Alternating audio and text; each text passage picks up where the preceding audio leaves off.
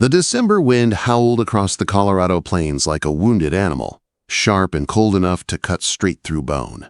Kora Sullivan pressed herself deeper into the corner of the rickety stagecoach, clutching her thin shawl tighter around her shoulders.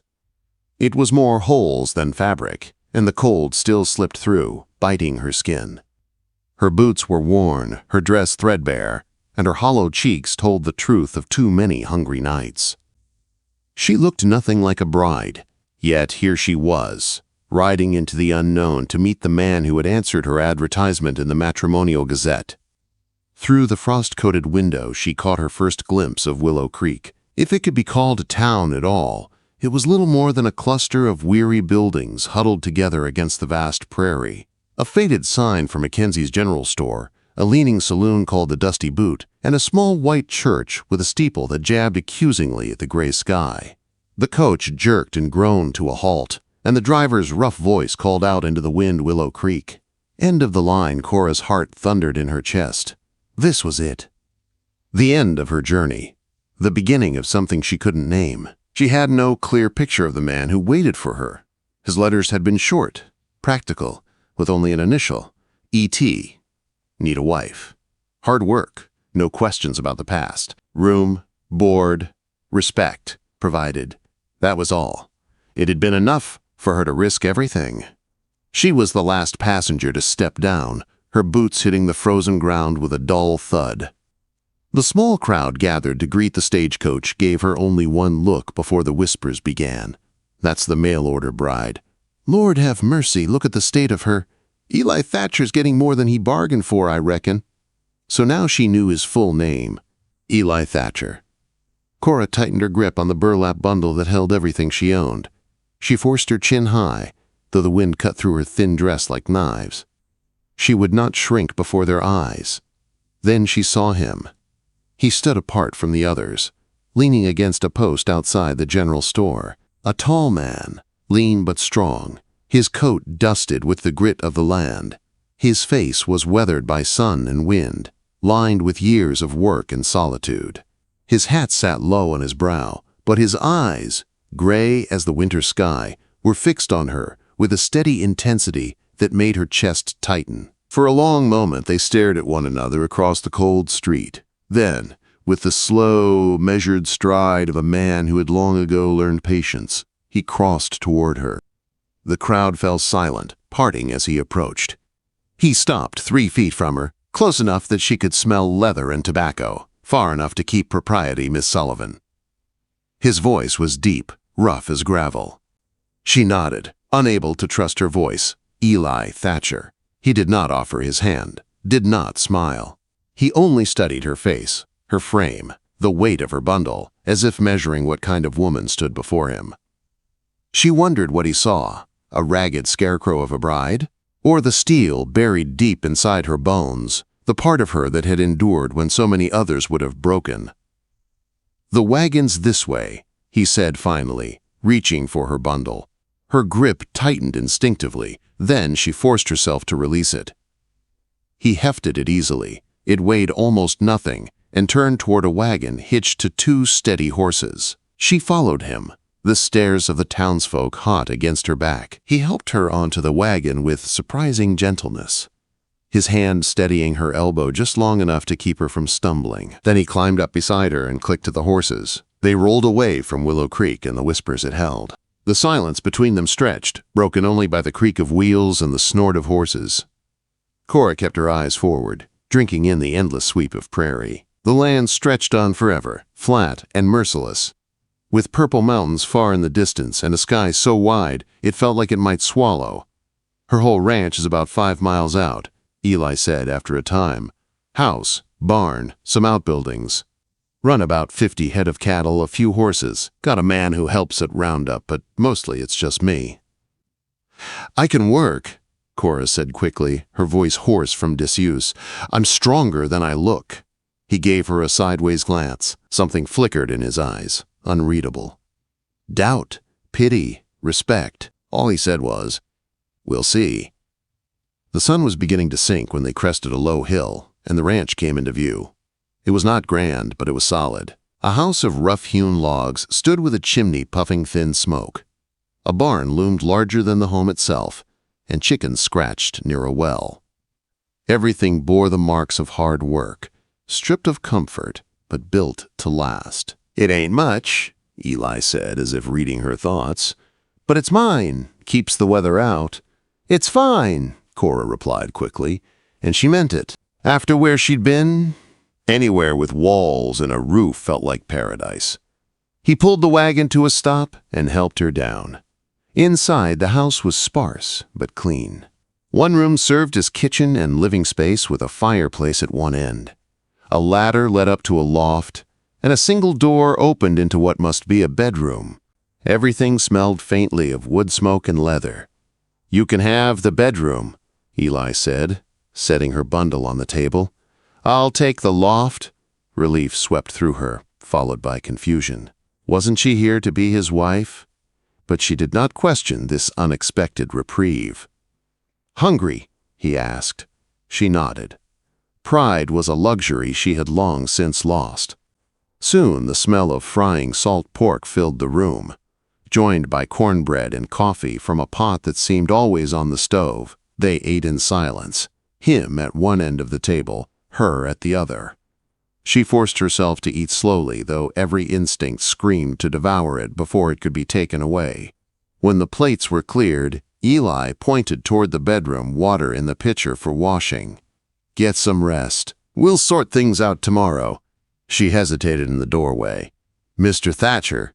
"Eli," he corrected Eli, she whispered. "Thank you." He only nodded, turning back to the fire. The small bedroom held a narrow bed and a quilt, worn but clean. She washed her face and hands in cold water, changed into her other dress, and slipped under the covers. Exhaustion weighed her down, but fear hovered at the edges. She was alone, in a strange house, married to a man she did not know. Yet when she closed her eyes, she felt safer than she had in years. From above, she heard his footsteps pacing the loft, back and forth, then pausing at the top of the ladder as if considering whether to come down. Her breath caught, waiting. But after a long silence, the footsteps retreated. The bed creaked above, and stillness filled the house. Outside, the first snow began to fall.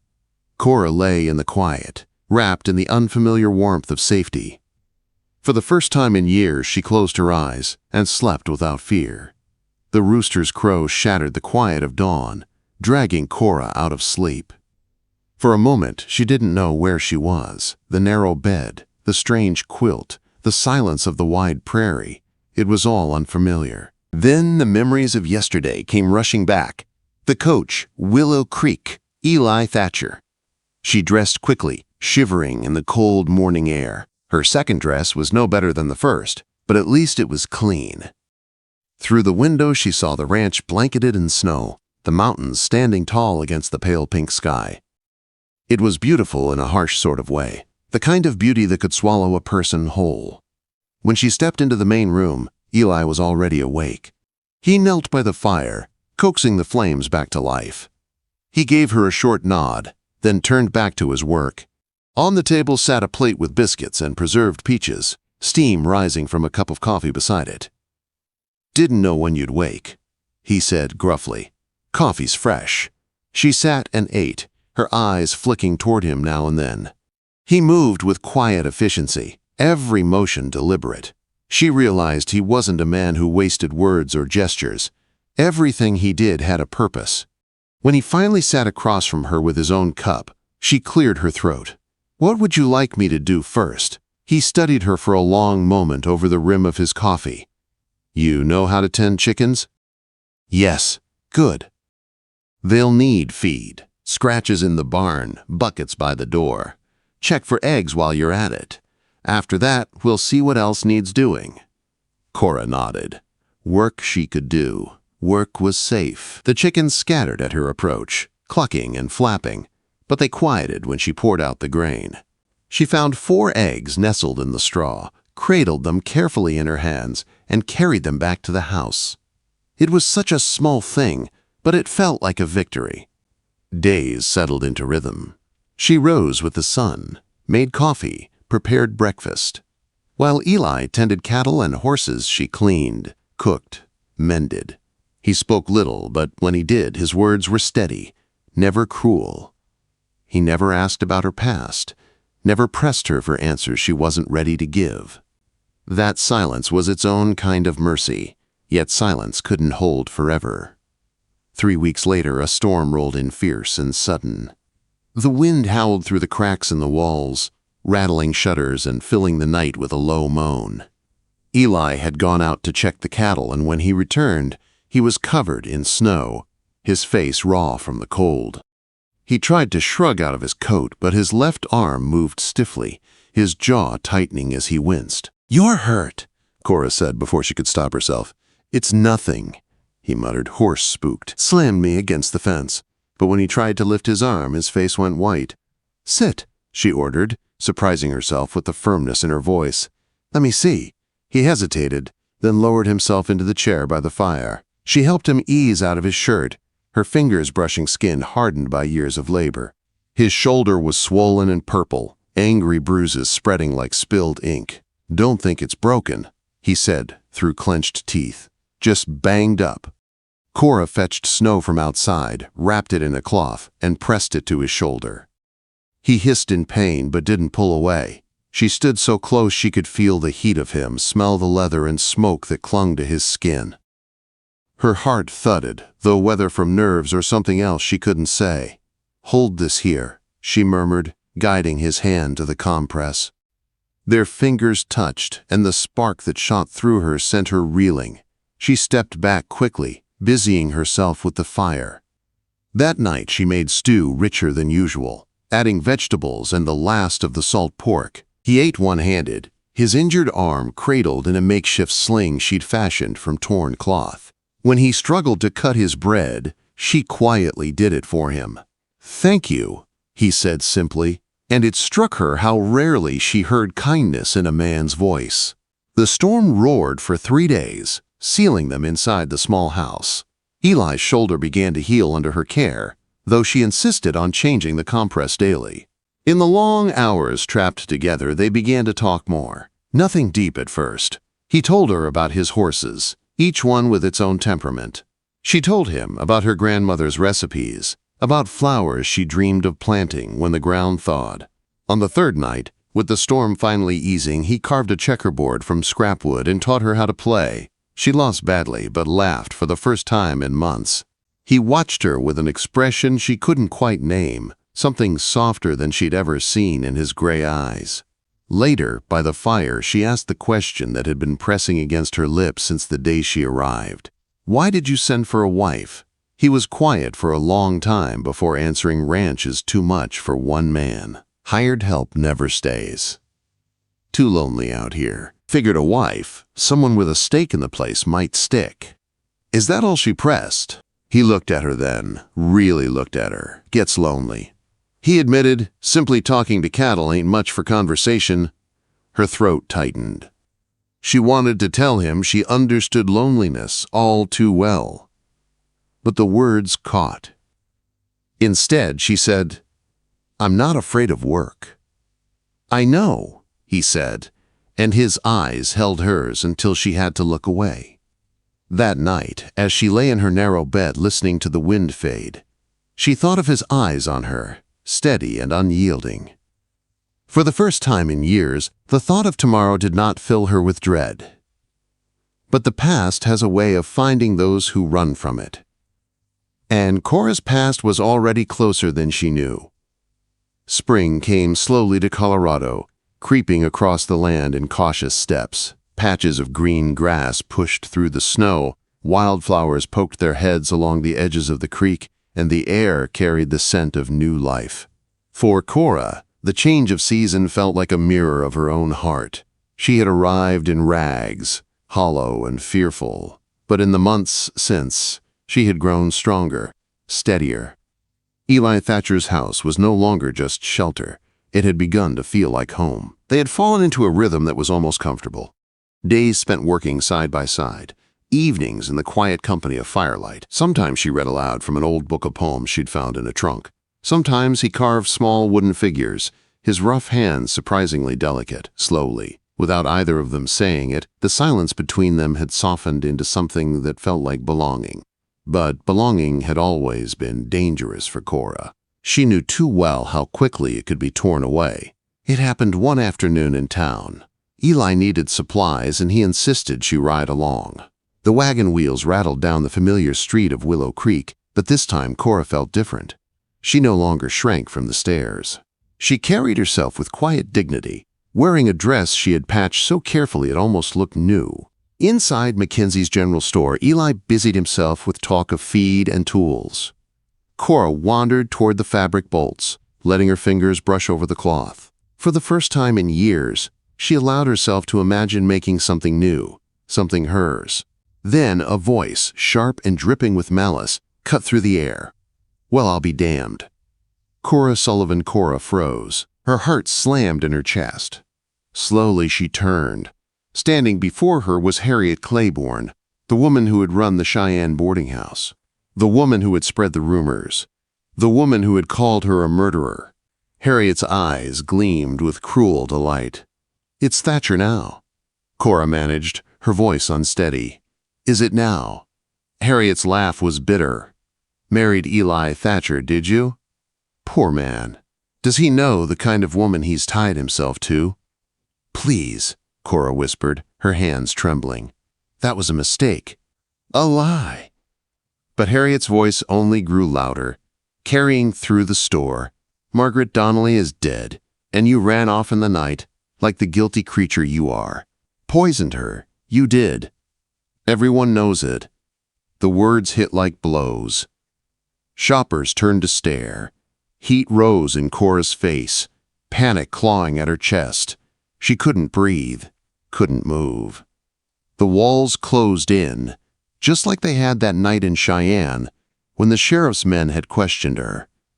Then, Eli's hand was on her arm. Solid, grounding Mrs. Claiborne. His voice was low, but it carried like a whip through the room.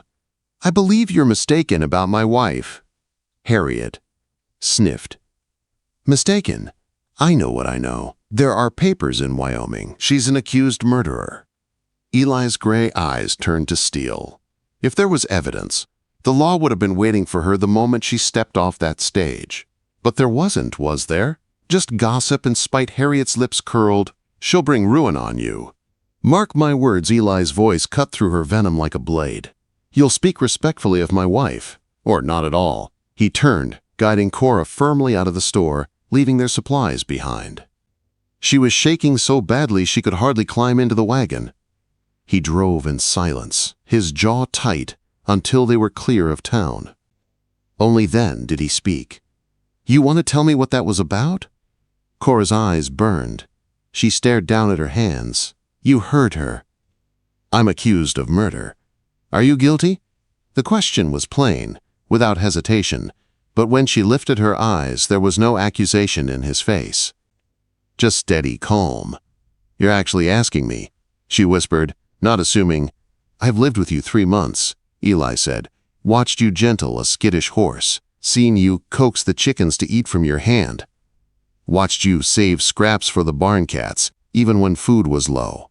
A cold-blooded killer doesn't bother with such things." Quote, tears spilled before she could stop them. The words she had carried for so long tumbled out. She told him everything. How Margaret Donnelly had been kind, slipping her coins when Harriet wasn't looking.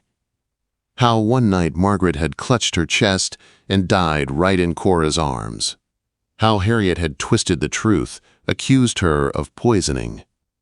How the doctor had said it was her heart, but gossip had been louder than truth. "I swear to you, Eli."